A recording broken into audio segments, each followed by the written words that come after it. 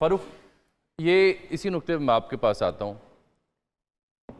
अलमिया ये है कि हर घर में पाकिस्तान में कोई ना कोई नौजवान तो है, क्योंकि पाकिस्तान का जो आबादी है वो सबसे ज़्यादा यूथ की आबादी है पाकिस्तान उन ममालिक में। एक दिन पहले ही वो नौजवान अपने घर वालों को ये बता चुका था कि आपका सिंबल वोट पोलिंग स्टेशन क्या है। नून लीग इस आसरे में थी कि सिंबल ही नहीं पहचाना जाना, पोलिंग स्टेशन तक नहीं पहुंचा जाना, इंटरनेट बंद होगा, लेकिन एवरीथिंग वेंट रॉन्ग।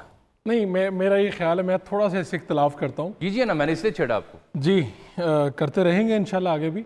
नून लीग वाले जो है ना, इतने भी नून लीग से बेवकूफ़ियों की तो एक पूरी लिस्ट है उनकी, लेकिन कमाल बात यह है कि इंटरनेट बंद होने वाली बात मैंने कल किसी से पूछी, अहम आदमी है वो, तो उन्होंने कहा कि दिलचस्प बात यह है कि हम ये बात, हमें भी अंदाज़ा था कि इंटरनेट बंद होना है, हमें भी अंदाज़ा था, लेकिन हमने कोई ख़ास बंदोबस्त नहीं किया। मिसाल के तौर पे NA-119 मरीम नवाज़ साहिबा जहाँ से जीती हैं, उनका जो मरकज़ी दफ्तर था जहाँ पे फॉर्म्स कलेक्ट किए जा रहे थे, तो इंटरनेट बंद हुआ तो उनका भी इंटरनेट बंद हो गया।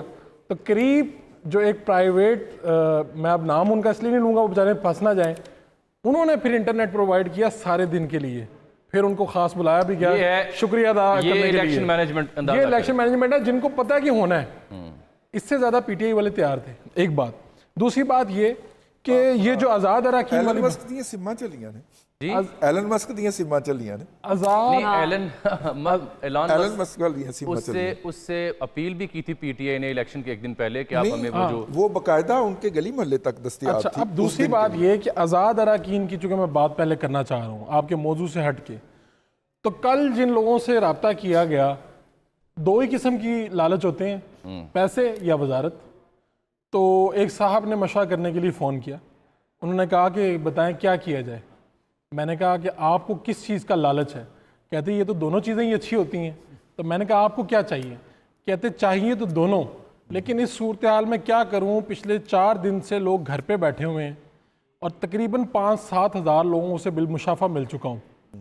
किसी इधर उधर वालों से भी मिल नहीं पा रहा, वो मिलना चाहते हैं लेकिन वो चाह के भी मुझे नहीं मिल पा रहे और मैं भी मिल नहीं पा रहा। It will be very difficult for the ये independents. पूरे घर को मेरे घिरा हुआ है, 5-7 हज़ार लोग हैं, लोगों ने जाते पहरा हैं, दिया आ जाते भाई। हैं, जाते हैं, आ जाते हैं, मिलते लोगों ने वोट पे पहरा देना है। ये एक बात वो कहते हैं। अगली बात उन्होंने की, उन्होंने कहा कि अगर मैंने दे दिया अपना वोट या मैंने अपना आप दे दिया तो वजारत लेके मेरी क्या इज्जत रहेगी। दूसरी बात ये कि पैसे तो मेरे पास पहले ही हैं, तो क्यों ना मैं वफादार ही ना रहूं। मैंने कहा आप बिल्कुल वफादार रहें, यही रहना चाहिए आपको। लेकिन एक बात और भी हो रही है, एक फार्मूला, वसीम कादिर पाकिस्तान तहरीक इंसाफ के वोटों पर आए हैं जी, आज़ाद हैं लेकिन पाकिस्तान तहरीक इंसाफ के वोटों से मुतखिब हुए हैं।